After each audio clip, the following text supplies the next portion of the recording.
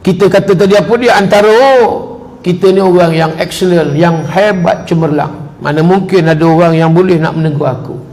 So bukan orang yang patutnya kamu tegur. Begitulah kita rasa macam tu. Oleh sebab itu waspadalah terhadap apa yang mereka katakan.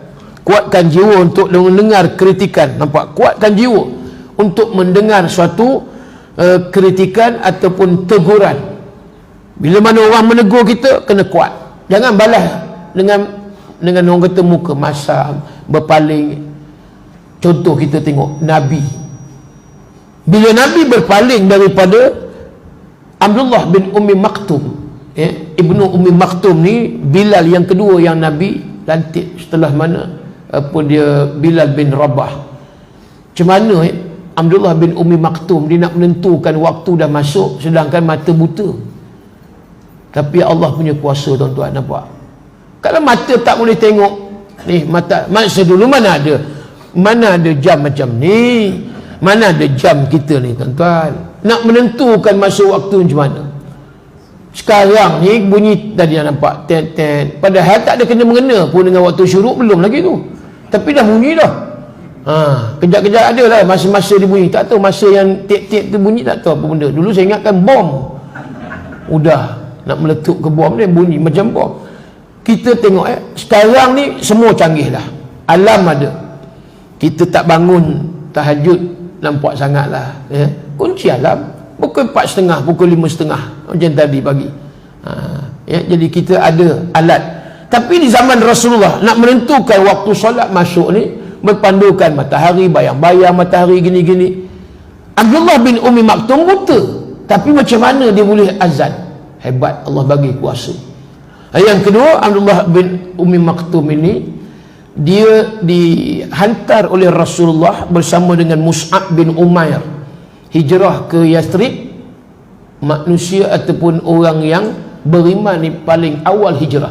Nabi tak hijrah lagi, yang lain. Tapi dua orang ni pergi dulu. Apa tujuan? Mus'ab ni muqri maksud dia orang yang pandai baca Quran. Pergi ke Yathrib, ajar orang-orang Madinah Yathrib dengan Quran, termasuk Abdullah bin Ummi Maktum. Baik, cerita Abdullah bin Ummi Maktum. Dia lahir ni, tuan-tuan, daripada kecil lagi dah buta. Mak dia lahir, dia ni kecil lagi dah buta. Dia bukan kerana aksiden ke kemalangan, tertusuk garpu macam Piramli dah, bukan cara tu. Dia lahir je dah buta dah, Abdullah bin Ummi Maktum. Jadi dah waktu itu ada benda-benda yang dia nak menanya Rasulullah. Waktu tu Nabi pula sibuk mesyuarat, meeting bersama dengan pembesar-pembesar Arab Quraisy. Ada hal lah ni cerita di muka. Jadi bila nak tanya ni benda-benda agama, lalu ketika itu Nabi berpaling.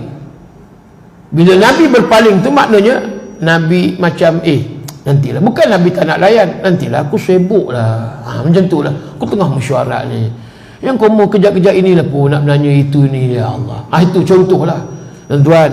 Kadang-kadang benda ni bukan kata Nabi macam tu, yang kita lagi lah, tuan-tuan.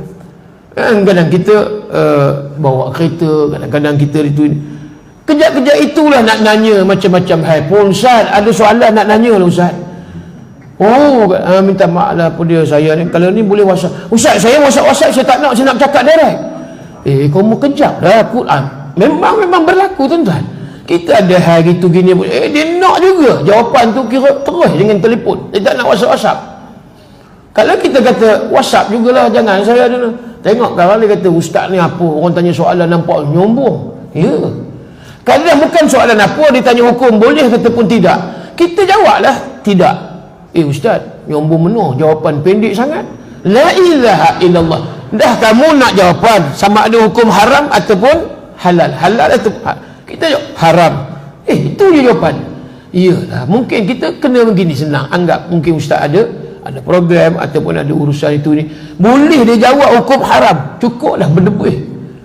Dia nak kalau boleh, saya dengan ini nak menyatakan bahawa merujuk kepada kitab gini muka surat 20 yang dikarang oleh Al-Fadil, menyatakan bahawa hukum adalah haram. Walau bagaimana, jenuh tentu nak menaik satu-satu. Kan? Kita faham, haram, mungkin ustaz dalam keadaan yang sibuk. Ada setengah ada orang, dia tak puas hati. Dia kata, jawab pendek-pendek je. Oh, dia jadi isu tuan-tuan. Itu kadang-kadang risau, macam-macam hal kan. Yang contoh, ustaz, kentut batal tak puasa? Kita jawab tak batal. Dah lah. Takkan pendek ustaz, tak batal. Hurailah sikit. Nak hurai macam mana? Nak hurai kena datang kuliah lah, barulah kita sedap ngaji. Kan kita senang. Ustaz, korek hidung batal ke tidak puasa? Kita jawab tak batal. Okeylah, batal. Okey, syukur, alhamdulillah, tak apalah, tak batal. Tapi kadang-kadang setengah ada nak dia punya detail dia. Baik, apa hujah, apa kitab dia? Hui. Okey, dalam mazhab Syafi'i apa kata? Dalam mazhab Hanafi? Oi, banyak pula cerita dia tuan-tuan. Nak dalam mazhab Syafi'i, mazhab Hanafi, cukuplah kita sekadar kata tak batal korek hidung. Dah kan? Tu je lah. Okey Ustaz, syukran. Dah, kita pun faham dah. Terima kasih. Tapi kadang-kadang ada tak puas hati. Dia nak apa di antaranya sebab kan yang kata tak boleh ni ataupun yang kata boleh ni. Ni nak puasa ni macam-macam soalan. Ustaz, derma darah boleh tak? Derma darah, tuan. Derma darah makruh. Dia tak batal puasa, makruh. Cumanya kalau sekiranya hospital memerlukan darah kritikal, pada ketika itu hilang hukum makruh. Nampak? Hilang hukum makruh.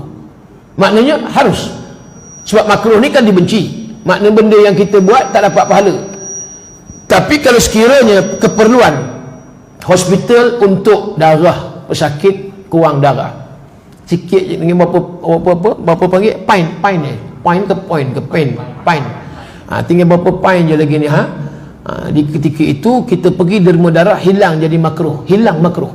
Maknanya harus kan, bahkan pahala lah. Kita dapat bantu orang yang dalam keadaan kecemasan dan sebagainya.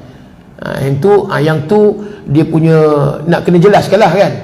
Tapi kalau buat batal, sah batal, yang tu senang. Sah dah kan, kita batal. Cuma kalau nak lanjut yang itu kena belajar. Sebab bila bertanya ni kita ambil yang mudah-mudah je. Kita pun kena terima lah. Okey, itu jawapan yang diberi. Yang penting ada jawapan, alhamdulillah.